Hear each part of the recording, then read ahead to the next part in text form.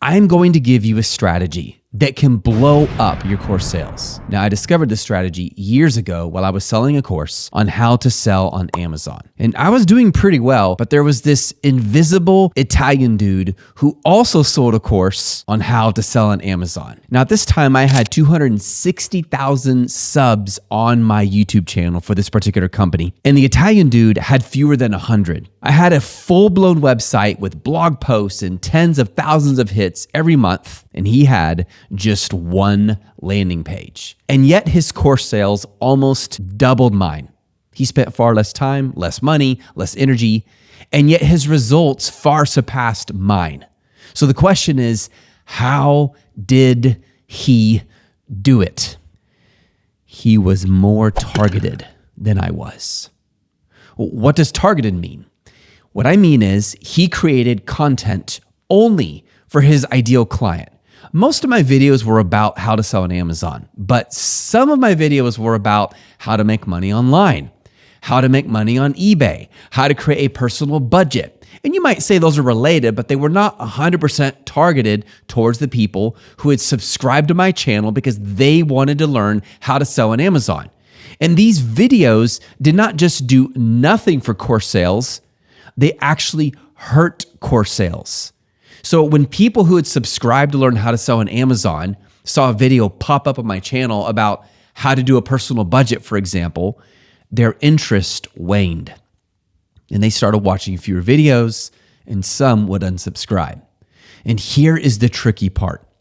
You might think you are doing better because videos like this actually ultimately grew our subscriber base. Some of them received very strong views, but the people who were watching them most of the time were the kind of people who would never have purchased my course. And without realizing it, I had shifted my mindset to a completely different business model, YouTube growth. If you are selling a course and your primary goal is YouTube growth, your course sales are going to suffer. Your primary goal should be one thing: create content for your target customer. When you are selling a course, the goal of your YouTube channel is not to get as big as possible.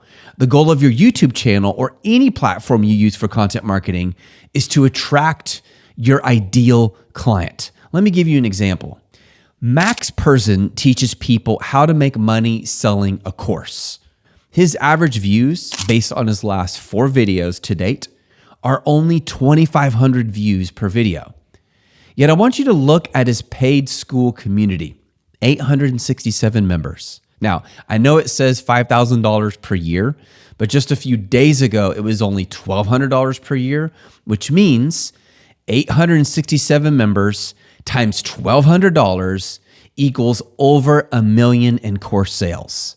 With only 2,500 views per video, he's made over $1 million a year. How? Max only makes content for his target audience.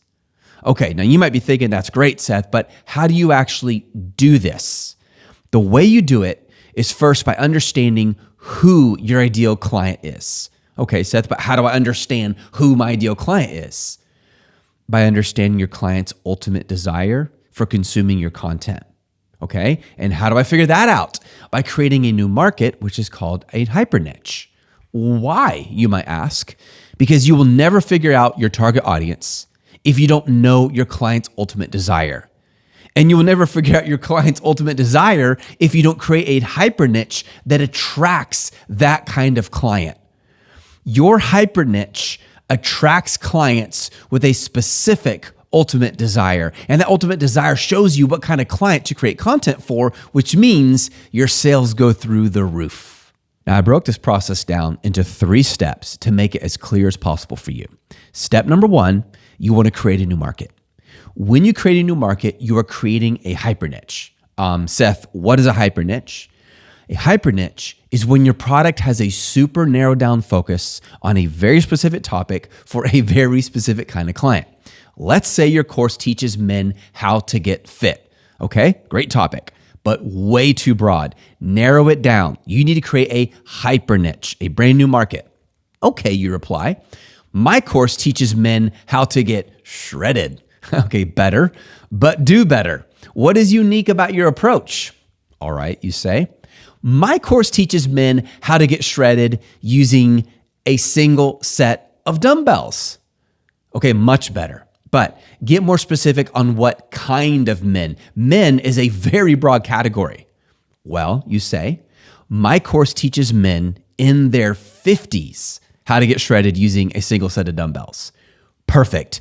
Now you have a hyper niche. Not only did you narrow down the results in what you teach and what is unique about your method, but who you teach. Now, at this point, you probably sense a problem. You're going to say, Seth, by narrowing down whom I sell to, adults, not children, men, not women, men in their 50s, not men in their 20s or 30s or 40s, men who care about how they look, not men who'd rather drink Coke and eat French fries, I will not win as many customers because I'm cutting out all these people who could end up buying. The opposite is actually true. The broader your client base is, the more time and money you will spend trying to get everyone to buy your product. And when you market to everyone, you market to no one. And that brings me to step number 2. Find your client's ultimate desire. Now that you have a hyper niche, you want to figure out what your client's ultimate desire is for consuming your content. Now, this is not hard to do. Creating your hyper niche already did half the work for you. Just ask yourself, what do I already know about my client? Well, your client is male, easy. Your client is in his 50s, easy. Your client cares about appearance, still very easy. Yes, he probably cares about health too, but a man could be fairly healthy and not shredded. So if he wants to get shredded, he cares about his appearance. So you know that your client is 50-some-year-old male who wants to look good by getting shredded. Now, that's about as far as you can go with your hyper niche and creating content until you start receiving feedback on your content, because you don't know if he's trying to get shredded for his wife or for his personal overall confidence or because summer's coming and he wants to look good on the beach. There could be multiple reasons. Regardless, you now have a very focused strategy. You're going to create content that men in their 50s who want to get shredded with a set of dumbbells would love. And that brings me to step number 3. Make content for your target audience. You now know exactly what kind of content to create. And believe it or not, the more narrow your focus is, the easier it is to come up with great content all the time. As you market and begin winning clients, you will learn more about your client's ultimate desire. You might discover that a lot of executive suite employees, for example, want your training to build their confidence. Or maybe a lot of married men who want to be more attractive for their wives will be drawn to your content. Or it could be single men who want to be more marketable on the dating market. And that is the beauty of learning as you go. Don't try to set up the perfect business plan before launching, because your idealistic approach will kill your business. At some point, you have to just get on the bicycle and start pedaling. Yes, you're going to fall a few times, you're going to bruise up your shins, but you will learn 1,000 times faster than the guy sitting on the curb watching YouTube tutorials about proper posture, comparing the tire brands, and waiting for the perfect weather. This concept is how I got the phone number of the woman who became my wife 26 years ago. When I first met KK, I hosted a talk radio show. The day I met her, I knew she was not just going to give her number to any stranger, but I knew that she had an amazing singing voice. So what I did is I invited her to be on my radio show to sing as a talent spotlight. And it worked. Knowing that simple fact about her persuaded her to give me her phone number. 8 months later, we said I do at the altar. And today, we've been married for over 26 years and have 4 adult children. The better you know who will be buying your course, the more effective you will become at creating content only for the people who would end up buying your course. This means less effort with more results. This means you can charge much higher prices, and you should. And this also means less stress and more fulfillment because you know exactly who you are serving. Back to the invisible Italian dude. As I studied this guy who was almost invisible on the internet, I began to switch my strategy. I stopped focusing on how many new subscribers I was winning per day on YouTube and started narrowing down my content so that the only kind of person who would want to watch my content is the kind of person who would want to buy my course. And go figure, I went from 2.8 million gross profit the previous year to 3.9 million gross profit the following year. Hey, if you enjoyed this content, tap the link below and sign up for Craftsman Spark, and I will send you content like this every day.